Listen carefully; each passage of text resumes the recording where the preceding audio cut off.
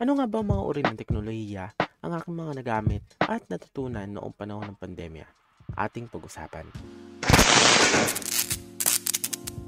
Una na rito ay ang Shopee o Lazada at iba pa mga application na pwede mong pag-order ng mga gamit na hindi mo naman kailangan. Tulad nito na hindi mo nagagamit at wallet, at wallet na naman na walang laman.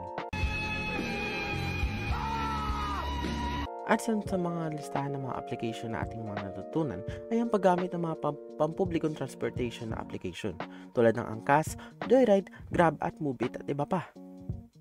Meron na nga bago yung Dingdong eh. Ang mga application na ito ay ating mga ginagamit upang tayo makapunta sa mga lugar na gusto natin puntahan ng ligtas. Tulad nito.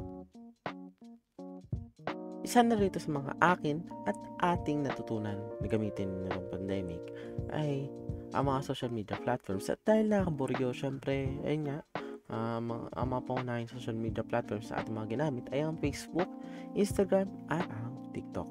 Ang mga application na ito ay ating mga nagagamit upang ating maibahagi sa ating mga kaibigan o kahit mga hindi natin kilala ang mga ating mga idea na gusto natin ipakita sa kanila ang ating mga pagsayaw.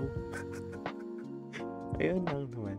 At ayan ang mga pangunahing teknolohiya na aking mga nagamit at natutunan noong panahon ng pandemya. At ako si Jem Ramos.